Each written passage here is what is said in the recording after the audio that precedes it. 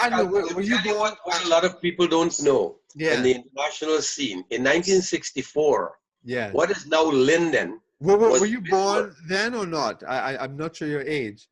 Me? Oh yeah, I was a young. I was 12. So you were 12 in 64. So you 1964. You can remember I just started high school. So you can remember it clearly. Yes. What happened in what is now Linden? Yeah. Was then the town Mackenzie. Right. It was a mining town. Bauxite was flourishing there. Predominantly black neighborhood as it is still. Right. But all the Indian homes were burnt.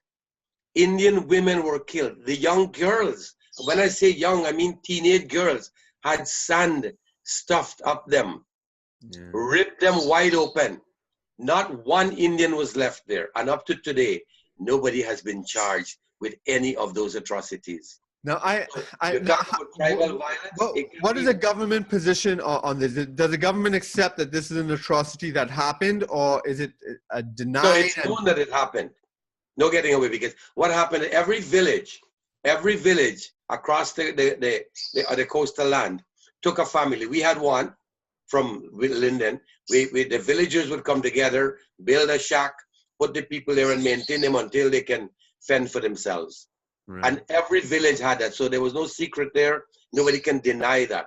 Again, when you look at that, how do you expect that those East Indian people in those days to have any affection or bury racism when it comes to the blacks? Yeah, and it flourished. Yeah, tell me, is the Independence Date of Guyana linked to that event? That's what I've read. 1966 was when we got independent. Right, and the date.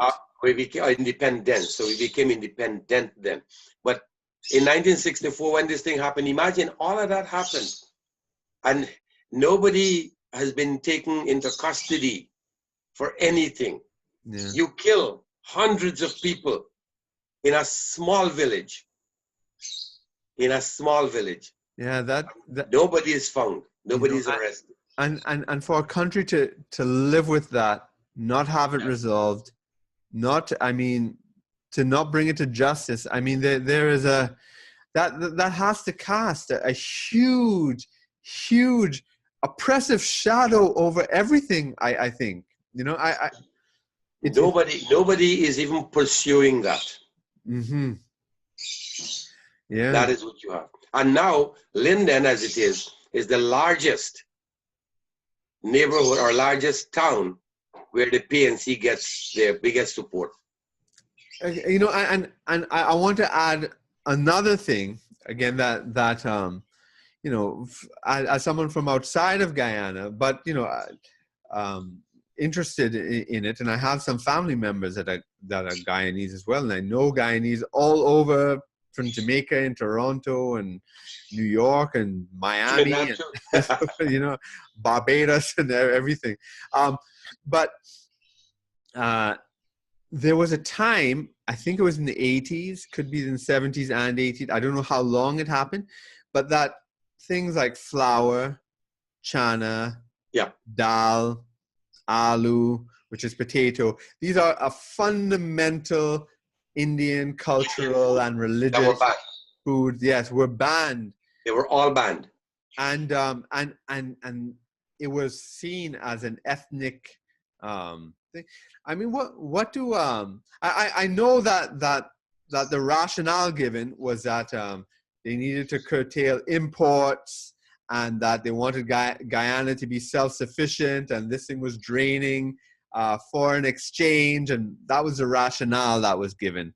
I understand that rationale, but I think that the cultural importance of it is just too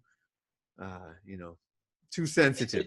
Literally, it was a hit at the Indian people. So given all of this, and given the tensions and all this, I find it remarkable and very important that you want to you've joined the AFC because you want to heal the divide. Yes. Right? And why? So why didn't you join the PPP, as you know, as maybe a lot of people of Indian descent would? Why didn't you join the PPP and say, you know, this is what, you know, they did?